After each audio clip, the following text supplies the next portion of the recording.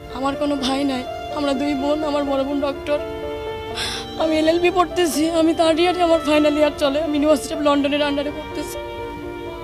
আমি নিজেই আসছি, তারা আমাকে খুব সহযোগিতা করছে, তারা আমাকে খুব আন্তরিকতার সাথে দেখছে বলে আমি খুব তাড়াতাড়ি খুব ইনফরমেশন পেয়ে গেছি।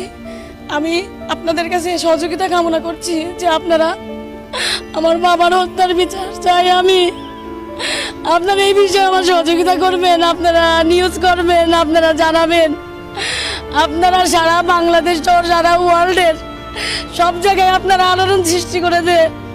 কেন করেছে এর সুষ্ঠু তদন্ত চাই এবং আমি এর শেষ পর্যন্ত দেখতে চাই যে তারা কেন করেছে, কি জন্য করেছে।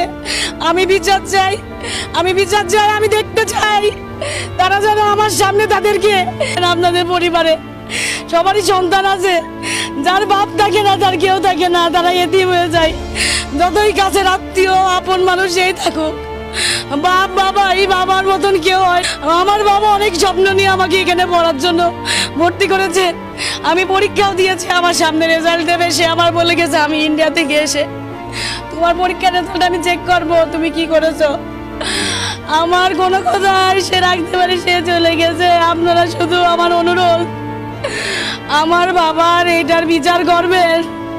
একটা সময় 14 বছর আমার বাবা বিভিন্ন মিথ্যা মামলার হুমকিতে বলিয়ে থেকে যখন আমি অনেক ছোট, তখন আমার বাবার কাছে পাইনি। যখন আমার একটু বুঝ হয়েছে, আমি যখন একটু বুঝ, তখন আমার বাবাকে আমি কাছে পেয়েছি, এখন আমি হারিয়ে ফেললাম। আপনাদের কাছে আমার অনুরোধ, আপনারা আমার বড় ভাই কি আমার বাবার মতো, আপনারা আমাকে সহযোগিতা করবেন। আমি আমার বাবার হত্যার বিচার চাই এবং আমি নিজে সচক্ষে আমি দেখতে চাই আমাকে কারা এতিম করলো, কেন করলো এভাবে।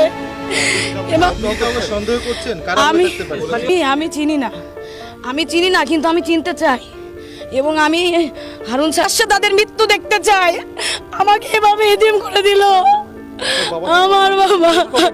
আমার সাথে সর্বশেষ তার ভিডিও কলে কথা হয়, সে বলে আম্মু আমি ইন্ডিয়ায় যাচ্ছি, আমি 2 দিনের মধ্যে চলে আসবো।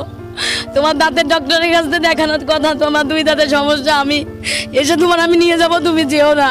তোমার ডক্টর ফোন করলে তুমি বলবা আব্বু ইন্ডিয়ায় গেছে, আব্বু এসে তোমাকে নিয়ে যাবে, তুমি থাকো, আমি আসছি, এই কথা বলে গেছে আমার সাথে। তারপরে আমার সাথে আপনি কাউকে সন্দেহ করছেন? আমি কাউকে সন্দেহ করছি না, কিন্তু কারা এগুলো আমি দেখতে চাই, তারপরে আমি আমার সন্দেহের কথা প্রকাশ করব। না, আমি এরকম কোনো কিছু পাচ্ছি না, এরকম কোনো কিছু আমি এখনো পাইনি। কিন্তু যাদের আসামি ধরা হচ্ছে বা ধরা হয়েছে, তাদেরকে এখনো ধরার পরিকল্পনা চলছে, তাদেরকে আমি ধরতে বলেছি এবং আমি সহযোগিতা চাচ্ছি, তাদের ধরুক, তাহলে অবশ্যই কোনো না কোনো কিছু বেরিয়ে আসবে। কিছুই জানি না, আমি জানলে আমি তো তাহলে জেনেই যেতাম। আমার বাবা, আমি কি চাইবো?